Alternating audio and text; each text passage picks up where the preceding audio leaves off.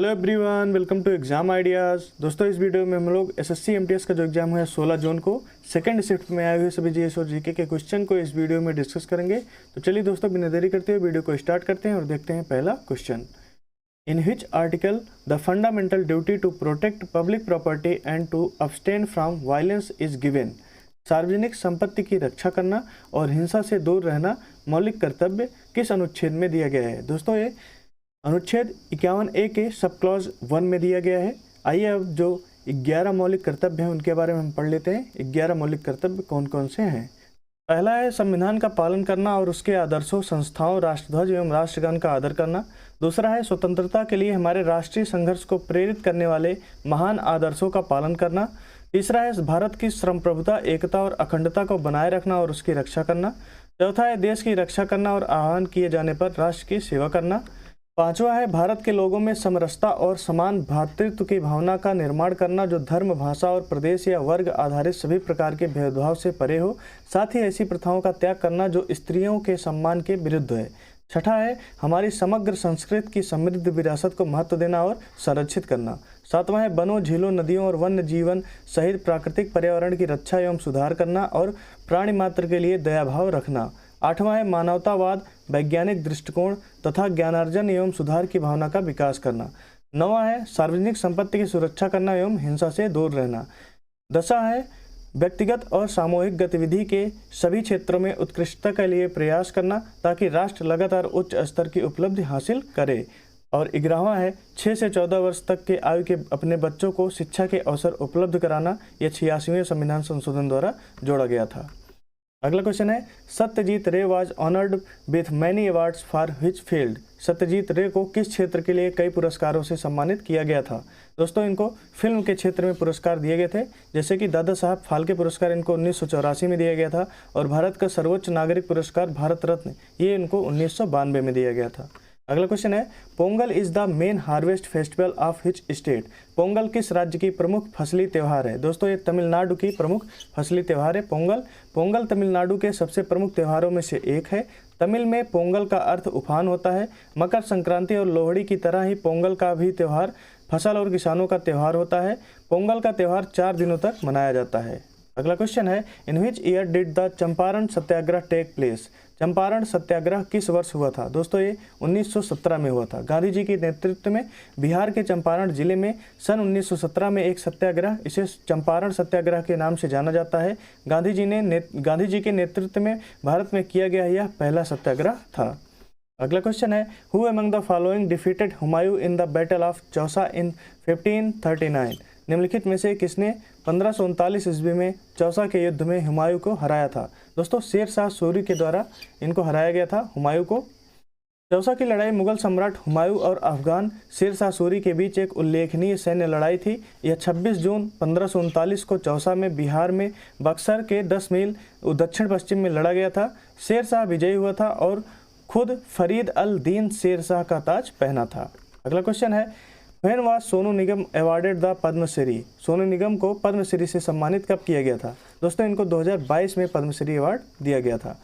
अगला क्वेश्चन है what is subtracted from GDP to arrive at NNP net national product. NNP शुद्ध राष्ट्रीय उत्पाद निकालने के लिए जीडीपी में से क्या घटाया जाता है? दोस्तों, जीडीपी में से मूल्य ह्रास को घटाया जाता है। सकल राष्ट्रीय उत्पाद जीएनपी अर्थात एक निश्चित समय अवधि के दौरान किसी देश या अन्य राज्य व्यवस्था के उत्पादन के कारकों द्वारा उत्पादित सभी अंतिम वस्तुओं और सेवाओं का कुल बाजार मूल्य में से मूल्य ह्रास को घटाने पर शुद्ध राष्ट्रीय उत्पाद नेट नेशनल प्रोडक्ट एनएनपी प्राप्त होता है।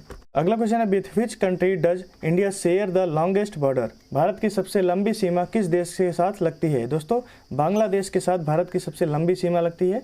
भारत की सबसे लंबी सीमा बांग्लादेश के साथ 4096 किलोमीटर यानी कि 2545 मील है।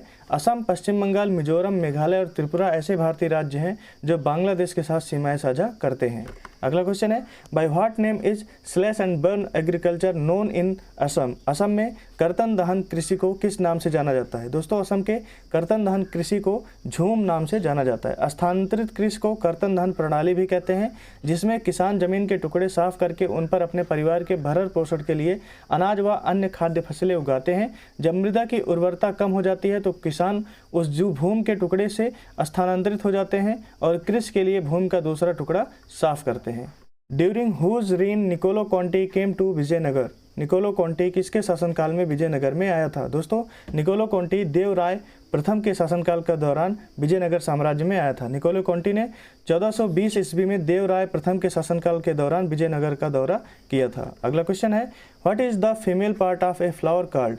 पुष्प के स्त्री भाग को क्या कहते हैं? दोस्तों पुष्प के स्त्री भाग को स्त्री केसर कहते हैं। अगला क्वेश्चन है, tribal pride day is celebrated on whose birth anniversary? जनजाति गौरव दिवस किसकी जयंती पर मनाया जाता है? दोस्तों जनजाति गौरव दिवस मनाया जाता है बिरसा मुंडा की जन्म दिवस पर। 15 नवंबर को भारत में आदिवासी नेता बिरसा मुंडा की जयंती मनाई जाएगी। पिछले साल बिरसा मुंडा की जयंती मनाने के लिए और आदिवासी स्वतंत्रता सेनानियों के योगदान को याद करने के लिए 15 नवंबर को केंद्र ने जनजातीय गौरव दिवस घोषित किया था। अगला क्वेश्चन है, हु कॉल्ड महात्मा गांधी ए महात्मा? महात्मा गांधी को महात्मा किसने कहा था? दोस्तों महात्मा गांधी को महात्मा की उपाधि दी थी रविन्द्रनाथ टैगोर ने। महात्मा की उपाधि उन्हें रविन्द्रनाथ टैगोर ने प्रदान की थी। सुभाष चंद्र बोस ने 6 जुलाई 1944 को महात्मा गांधी को राष्ट्रपिता कहकर संबोधित किया था। महात्मा गांधी को बापू की उपाधि 6 जुलाई 1944 को सुभाष चंद्र बोस के द्वारा दी गई थी। अगला क्वेश्चन है, judo game originated from which country? Judo खेल की उत्पत्ति किस देश से हुई है? दोस्तों जूडो खेल की उत्पत्ति हुई है जापान देश से। अगला क्वेश्चन है, name the only country in the world where both lion and tiger live together?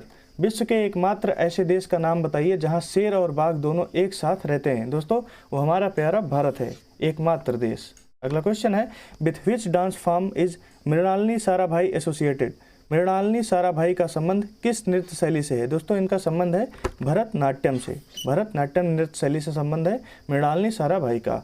Mrinalini Sarabhai भारतीय शास्त्रीय नृत्य के सबसे ज़्यादा पहचाने जाने वाले चेहरों में से एक थी। वह भरतनाट्यम और कथकली में एक विशेषज्ञ नर्तक थी और साथ ही साथ एक नृत्य निर्देशक और नृत्य प्रशिक्षक भी थी। अगला क्वेश्चन है, which of the following book is written by John Austin? निम्न में से कौन सी पुस्तक जॉन ऑस्टिन के द्वारा लिखी गई है? दोस्तों जॉन ऑस्टिन के द्वारा लिखी गई बुक का नाम है थ्योरी ऑफ सोवरेनिटी। अगला क्वेश्चन है, which of the following gas is associated with the phenomenon of acid rain? निम्न में से कौन सी गैस अम्लीय वर्षा की घटना से संबंधित है? दोस्तों उस गैस का नाम है सल्फर डाइऑक्साइड।